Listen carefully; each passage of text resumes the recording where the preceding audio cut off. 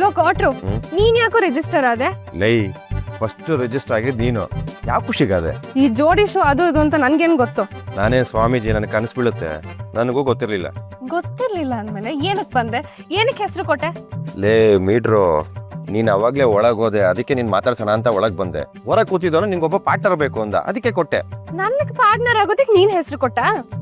ಲೇ ನೀನು ಮಾತಾಡ್ಸೋಣ ಅಂತ ಬಂದಿದ್ದೆ, ನನ್ನ ಮಗ ಹೆಸರು ಕೊಟ್ಟೆ ಹೋಗ್ಬೇಕು ಅಂದ. ಕಾಟ್ರು, ನೀನ್ ಇದ್ರೇನೆ ಕಿರಿಕ್ ಕಣೋ. ಇವಾಗ ಏನ್ ಮಾಡೋದು?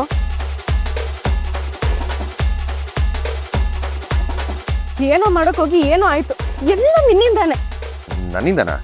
ನಾನೇನೇ ಮಾಡಿದೆ? ಹಿಂದೆ ಹಿಂದೆ ಬಂದಿದ್ದೇನಕ್ಕೆ, ಅಲ್ಲಿ ಹೆಸರು ಕೊಟ್ಟಿದ್ದೇನಕ್ಕೆ, ರಿಜಿಸ್ಟರ್ ಆಗಿದ್ದೇನಕ್ಕೆ? ನನ್ನ ಪರ್ಮಿಷನ್ ಇಲ್ದೆ ನನ್ನ ಪಾರ್ಟ್ನರ್ ಆಗೋದಕ್ಕೆ ಹೆಂಗೋ ಒಪ್ಕೊಂಡೆ ನೀನು? ನಾನು ನಿನ್ನ ಪಾರ್ಟ್ನರ್ ಆಗ್ತೀನಿ ಅಂತ ಹೇಳಿಲ್ಲ ಮೌ, ದೇವರಣೆಗೂ. ಇನ್ನು ಹುಡ್ಕೊಂಡು ಬಂದಿದ್ದೀನಿ ಅಂತ ಅವ್ನಿಗೆ ಹೇಳಿದೆ, ಮಾತಾಡಿಸ್ಬೇಕು ಅಂದೆ. ನನ್ನ ಮಗ ಅದೇನು ಅರ್ಥ ಮಾಡ್ಕೊಂಡೋ ಏನೋ, ನಾಟಿ ಫಿಲ್. ಅವ್ನು ಅರ್ಥ ಮಾಡ್ಕೊಂಡಿದ್ದಕ್ಕೆ ನೀನು ಒಪ್ಪಿಗೆ ಕೊಟ್ಬಿಟ್ಟ? ಏ ಇಲ್ಲಪ್ಪ, ಸುಮ್ಮನೆ ತಲೆ ಅಲ್ಲಾಡಿಸ್ದೆ. ತಲೆ ಆಡ್ಸೋಕೆ ನಿಂಗೆ ತಲೆ ಇದ್ರೆ ತಾನೆ. ಇದ್ದೊಳ್ಳೆ ಸರಿ ಹೋಯ್ತಲ್ಲ. ಯಾವುದೋ ಬಿಲ್ಡಿಂಗ್ಗೆ ಎಂಟ್ರಿ ಕೊಟ್ಟೋಳು ನೀನು, ಗುರ್ತು ಇಲ್ಲ, ಪರಿಚಯನೂ ಇಲ್ಲ. ಏನೋ ದುಡ್ಡು ಗಿಡ ಕೇಳಕ್ಕೆ ಹೋಗಿರ್ತೀಯ, ಸುಮ್ಮನೆ ಕಿರಿಕೇನಕ್ಕೆ ಅಂದ್ಬಿಟ್ಟು ನಾನು ಹೆಲ್ಪ್ ಮಾಡೋಕ್ಕೆ ಒಳಗೆ ಬಂದೆ. ನಮಗೆ ರಸಗುಲ್ಲನ? ನನಗೆ ದುಡ್ಡು ಬೇಕು ಅಂತ ನಾನು ಏನಾದರೂ ಹೇಳಿದ್ನ? ನಂಗೆ ದುಡ್ಡು ಗಿಡ್ಡು ಏನೋ ಬೇಡ. ಬ್ಯಾಂಕ್ ನೋಟಿಸ್ ಇದೆ ನನ್ನ ಹತ್ರ, ಓದಿದ್ದೀನಿ. 10 ಲಕ್ಷ 1 ತಿಂಗಳಲ್ಲಿ. ಮನೆ,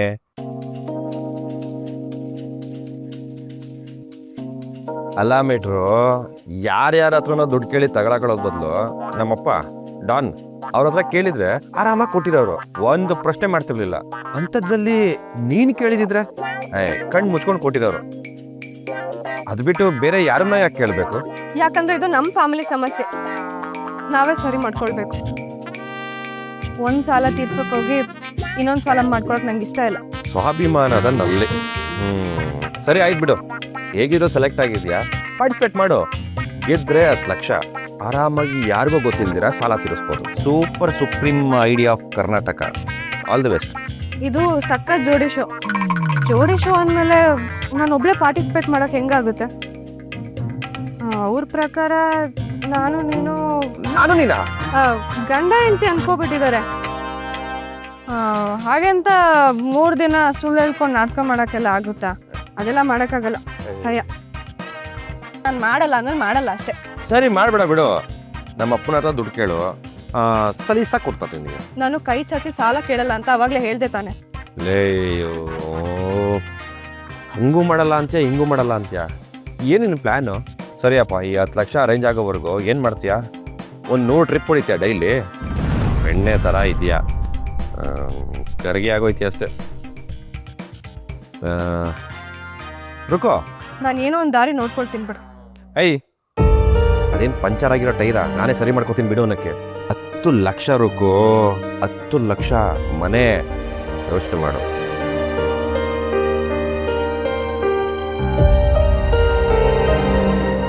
ನೋಡು, ನಾನು ಈ ಶೋ ಅಲ್ಲಿ ಪಾರ್ಟಿಸಿಪೇಟ್ ಮಾಡಲ್ಲ.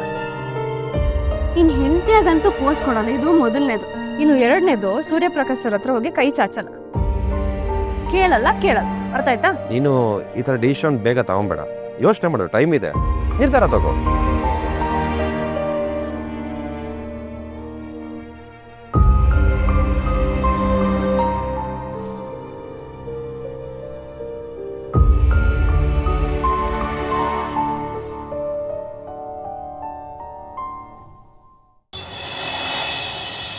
ಅಲ್ಲಮ್ಮ, ನಿಮ್ಮ ಅಕ್ಕ ಸೂರ್ಯಪ್ರಕಾಶ್ ಮನೆ ಸೊಸೆ. ನೀವು ಕೇಳಿದರೆ 10 ಲಕ್ಷ ಏನು 10 ಕೋಟಿನೇ ಕೊಡ್ತಾರೆ. ಅಂಥದ್ರಲ್ಲಿ ನೀನೇ ಇಲ್ಲಿ ಸಾಲ ಕೇಳ್ಕೊಂಡು ಬಂದಿದೆಯಲ್ಲಮ್ಮ. ಅಲ್ಲಿ ಕೇಳೋಕ್ಕಾಗಲ್ಲ ಅಂತ ಇಲ್ಲಿ ಬಂದಿರೋದು ಸರ್. ಮಿಡಲ್ ಕ್ಲಾಸ್ ಜನ, ಸ್ವಾಭಿಮಾನನೇ ನಮ್ಮ ಆಸ್ತಿ. ಅದು ನಿಜಾನಿ. ಸಾಲ ನಡೆಯೋದೇ ಸ್ವಾಭಿಮಾನದ ಮೇಲೆ. ಸ್ವಾಭಿಮಾನ ಕಾಪಾಡ್ಕೊಳ್ಳೋಕ್ಕೆ ಮಾನ ಹರಾಜಾಕಿ ಸಾಲ ಮಾಡೋ ಕಾಲ ಇದು. ಆಗಲಿ, ಯಾವುದಾದ್ರೂ ಪ್ರಾಪರ್ಟಿ ಡಾಕ್ಯುಮೆಂಟ್ ಇದೆಯಾ? ನೋಡಮ್ಮ, ಸಮಾಧಾನವಾಗಿ ಸಾಲ ಕೇಳೋಕೆ ಅಂತ ಬಂದಿದ್ಯಾ. ನೀನೇನೋ ಮ್ಯಾಟ್ರಲ್ಲಿ ತಗಲಾಕೊಂಡಿದ್ಯಾ, ಅದಕ್ಕೆ ದುಡ್ಡು ಬೇಕಿದೆ. ಆದರೆ ಯಾವುದೇ ಶ್ಯೂರಿಟಿ ಪ್ರೂಫ್ ಇಲ್ಲದೆ ನಾನು ನಿನಗೆ 10 ಲಕ್ಷ ಹೆಂಗೆ ಕೊಡಲಿ ನೀನೇ ಹೇಳು. ನೀವು ಹೇಳೋದು ಸರಿ ಇದೆ ಸರ್, ಆದರೆ ನಮ್ಮ ಪರಿಸ್ಥಿತಿ ಹಾಗಿಲ್ವಲ್ಲ. ಓಕೆ, ಒಂದು ಕೆಲಸ ಮಾಡೋಣ. ನಾನು ನಿಮಗೆ 3 ಲಕ್ಷ ಕೊಡ್ತೀನಿ. ಯಾವುದೇ ಶ್ಯೂರಿಟಿ ಪ್ರೂಫು ಏನು ಬೇಡ. ಆದರೆ ಇಂಟ್ರೆಸ್ಟ್ ಒಂದು ಕರೆಕ್ಟಾಗಿ ಕೊಡಬೇಕು. ಕಷ್ಟದಲ್ಲಿದ್ದೀನಿ ಅಂತೀಯ, ನಾನು ಇಷ್ಟು ಸಹಾಯ ಮಾಡ್ಬೋದು ಅಷ್ಟೇ 3 ಲಕ್ಷ ಸಾಲುತ್ತಾ? ಸಾಲಕ್ಕೆ ಇದನ್ನು ಹಾಕಿ ಒಂದು ಸ್ವಲ್ಪ ತೀರಿಸಿದ್ರೆ ಬ್ಯಾಂಕ್ ಅವ್ರ ಹತ್ರ ಇನ್ನೊಂದು ಸ್ವಲ್ಪ ಟೈಮ್ ಆದರೂ ಕೇಳ್ಬೋದು. ಇಷ್ಟಾದರೂ ಸಿಗ್ತಾ ಇದೆಯಲ್ಲ, ಇನ್ನು 7 ಲಕ್ಷ ಹೇಗಾದರೂ ಮಾಡಿ ಹೊಂದಿಸಿದ್ರಾಯ್ತು. ಆಯಿತು ಸರ್, ಹಾಗೆ ಆಗಲಿ. ಥ್ಯಾಂಕ್ ಯು, ನಿಮ್ಮಿಂದ ತುಂಬ ಸಹಾಯ ಆಯಿತು ಸರ್.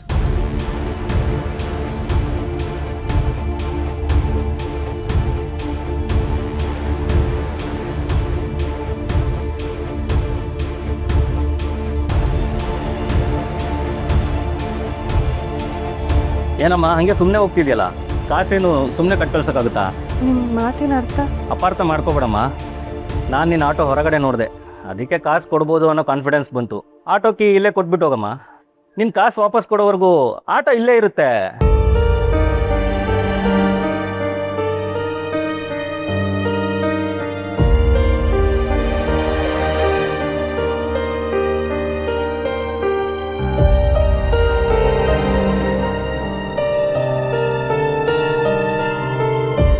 ಸರ್, ನೀವೇ ಪ್ರೂಫ್ ಬೇಡ, ಶ್ಯೂರಿಟಿ ಬೇಡ ಅಂತ ಹೇಳಿದ್ರಿ.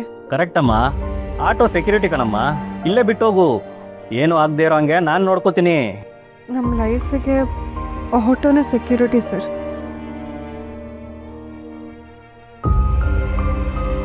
ಈ ದುಡ್ಡು ಬೇಡ ಸರ್. Thank you. ಸರಿ, ಒಂದು ಕೆಲಸ ಮಾಡು, ನಮ್ಮ ಅಪ್ಪನ ಹತ್ರ ಈ ವಿಷಯದ ಬಗ್ಗೆ ಮಾತಾಡು. ಅವ್ರು ಒಂದು ಪ್ರಶ್ನೆ ಕೇಳಿದಿರ 10 ಲಕ್ಷ ಕೊಡ್ತಾರೆ ಅಷ್ಟೇ, ಮುಗೀತು. ಇದು ನಮ್ಮ ಫ್ಯಾಮಿಲಿ ವಿಷಯ ಕೃಷ್ಣ, ನಾನೇ ಸಾಲ್ವ್ ಮಾಡ್ಕೊಳ್ತೀನಿ. ನನಗೆ ಯಾರಿಗೂ ಹೊರೆ ಆಗೋದಕ್ಕೆ ಇಷ್ಟ ಇಲ್ಲ. ಓಹೋ, ಏನು 10 ಲಕ್ಷ ನೀನೇ ಅರೇಂಜ್ ಮಾಡ್ತೀಯಾ? ಹೆಂಗೆ ಒಂದು 100-150 ಟ್ರಿಪ್ ಹೊಡಿತೀಯ ಡೈಲಿ? ಅದೆಲ್ಲ ನನ್ನ ತಲೆನೋವು, ನಾನು ಹೇಗೋ ನೋಡ್ಕೊಳ್ತೀನಿ. ನೋಡು, ಇನ್ನೊಂದ್ಸಲ ಹೇಳ್ತಿದ್ದೆ, ಈ ವಿಷಯ ನಮ್ಮ ಮಧ್ಯನೇ ಇರಲಿ, ಸರಿನಾ? ದೊಡ್ಡ ತೋಲಂಡಮ್ಮ ನೀನು. ಕೃಷ್ಣ, ಈ ವಿಷಯ ಯಾರಿಗೂ ಗೊತ್ತಾಗಲ್ಲ ಅಂತ ಪ್ರಾಮಿಸ್ ಮಾಡು. ಏನೇನಿಂದಲೇ ಡೈಲಿ ಒಂದೊಂದು ಕ್ವಾಟ್ಲೆ ಇಡ್ತೀಯ?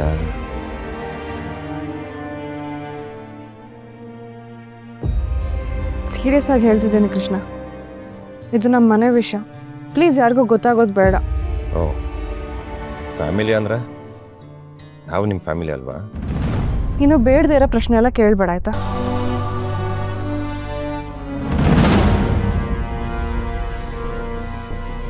ನನ್ನ ಮೇಲೆ